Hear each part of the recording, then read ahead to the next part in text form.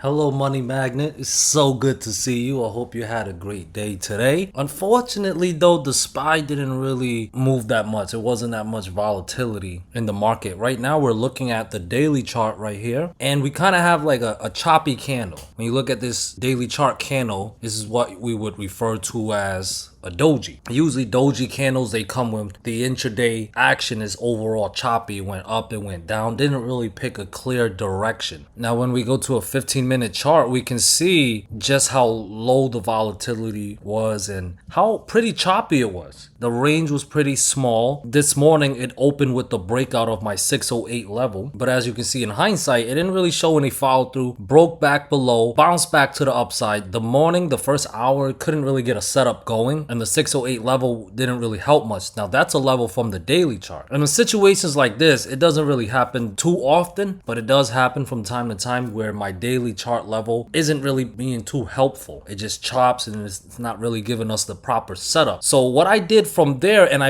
actually wrote it in my Discord as well, lots of back and forth with little follow through. In this situation, the next best thing to do is identify the range of the morning, which is 607.3 to 608.6. That's what these yellow line represent pretty much. 607.3 and 608.5. So we watched the high and the low of the morning and we waited for a breakdown or a breakout, whatever the market wanted to give us. And in this case, the market gave us a breakdown. Now, what made me trust this breakdown a little bit more was how the next candle and a few following candles after that treated that support level, which was at 607.3, and it turned into resistance. Now, as we all know, when support turns into resistance, what does that mean? It means that's bearish price action behavior. And it did give us a little bounce to 606.5, but other than that, not much more. It went as low as 605.5, but not much more. Chop for the rest of the day. Not much of a move, hence the small, tiny little candle that we got on the daily chart. Checking the volume, that volume bar down there, pretty low. So low volume means a low amount of participants. And if we don't have that much participant, we can't really expect much action. However, as a price action trader, something that I believe wholeheartedly is that when we see low volatility and choppy action like this, what does that lead to? It eventually leads to the next big move. That's pretty much the two cycles of the market. It has a phase where it's just trending, it's moving, it picked a direction and it moves in that direction. And then it has a phase where it just chops, trying to build strength, trying to build liquidity so it has strength for the next trend phase. So there's a trend phase and then there's a chop phase. Some are bigger than others. As of right now, we got a little bit of choppiness after 2 up days in a row. But what does this look like? This kind of look like an evening star pattern. I'll show you what an evening star pattern is. Here is an example, according to Google, an example of an evening star pattern. You get the first candle, it's a 3 candle pattern. You get the first candle is green, usually with a nice body. Second candle comes in the form of a doji, which is what we have currently on the daily chart. And then the third candle is usually the big body red candle and is usually a big move, a decent sized move. Now we can't really get ahead of ourselves. Because even though it looks like that it's possible the evening star pattern is developing, it doesn't always play out as an evening star pattern. So we can't just assume that it's going to be bearish tomorrow, because a lot of times I've also seen where we get a big body green candle, a doji, and then the third candle ends up being bullish as well. So today could be a rest day and tomorrow could be more upside. So once again, we have to know the levels and the setups so we know the signal if it's going to go up or if it's going to go down. Now, I can't tell you if it's going to go up or down. I can't see the future, unfortunately, and I don't really have a good track record of predicting, but I do have a pretty good track record at reacting to the market. And for this to play out bearishly, we'd have to look at the rules of the evening star pattern. One of the rules to the evening star pattern is taking out the low of the doji. So if price can take out the low of the doji, that is your bearish sign that the evening star pattern is going to play out. The low of the doji is at 605.5. So if you want to see some bearishness, if you want to react bearishly, you would need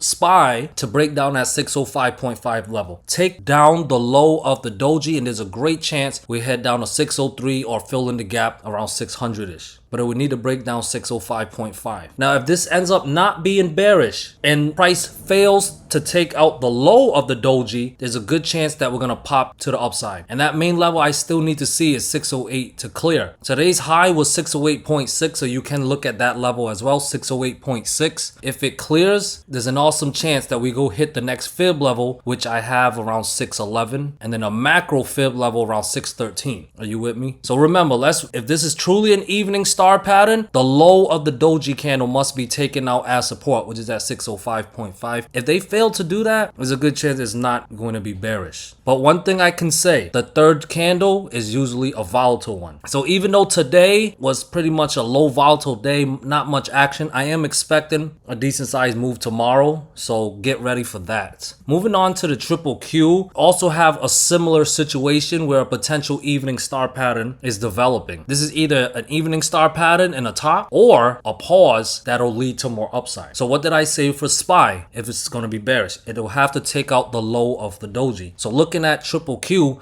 the low of its doji is at 539.3. If price takes out that level tomorrow, break it down as support or even gap below it, that is a bearish sign. Below 539.3, I would be bearish on triple Q and look for puts. But if above 539.3 and 541, 542, and 543.5 all clear as resistant, taking out the high of the doji, which is at 543.3, that's your bullish sign that we are going to head up higher. So if we take out the low of the doji, that's bearish, 539.3. But if we take out the high of the doji, 543.3, we are bullish and more upside is possible. Moving on to Tesla. Now, Tesla was very bearish. I don't know if the evening star pattern is going to play out for SPY and triple Q, but we looked at the pattern for Tesla yesterday where a potential dark cloud candle was playing out. We wanted to see if there was going to be follow through, and I mentioned to viewers yesterday, we want to see if the low of this red candle can be taken out. That was around 340.4, and we had our answer today. It broke down 340.4, and it also took out my other support level around 339, and it led to a beautiful move to the downside.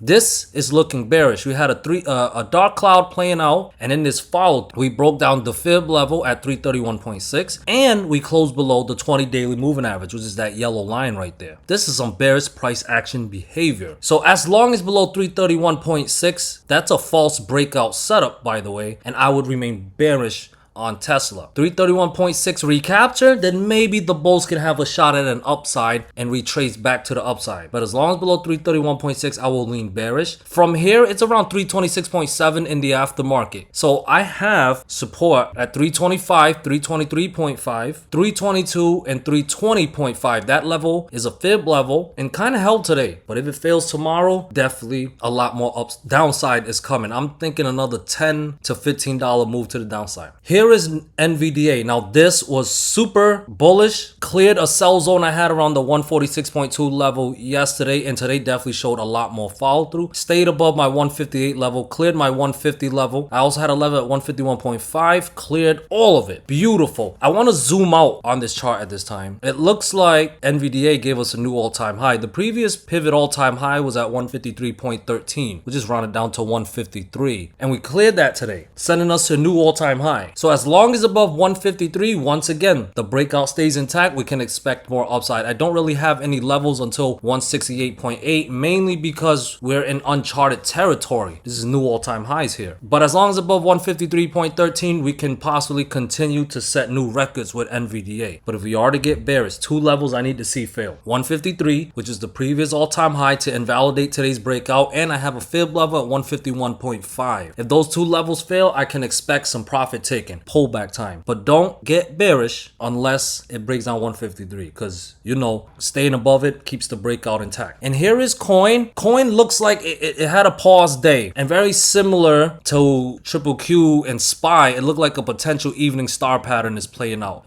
in developing at least. Can you see that? Big body green candle followed by the doji. So very similar to SPY and triple Q. If you remember what I said earlier, I said we take out the low of the doji, that's when we want to get bearish. We take out the high of the doji, that's when we want to get bullish. So where's the low of the doji? Kind of a long ways away. The low is at 343.6 and coin is at 356.45. Wow, this is a very volatile ticker symbol. So before we can even possibly get to the low of 343.6, I need to identify some support levels for you. We close around that 355-ish area. That makes that first support for me. 355, and then I have 353, 351 in the previous pivot high around 349.7. If we are to retest the low of the doji, those levels must fail. And below 349.7, I would favor we go hit 348, 345, and then of course 343.6. Now, below 343.6 would be extremely bearish. Why? Because the evening star pattern play out, I'm thinking a $30 to $40 move to the downside. That's a pretty bold statement for me to say, but coin, this ticker symbol moves a lot. This is not beginner friendly, but if you got the experience and the guts, this is definitely a great ticker symbol to trade. But if we are to get bearish, 355, 349.7, and 343.6 are the main levels that need to fail as support. Otherwise, if there is more upside to be had, I have 357 and 360 as resistant to try to get to the high of the doji. To get there, 368 would be in play, and then 369.3. That's the high. Clearing 369.3 would definitely be extremely bullish and would invalidate any potential evening star pattern that can play out for coin. So that's the levels for coin. And then last but not least, I have the VIX. It is still looking bearish. A bit of follow through from last time, from yesterday and the day before.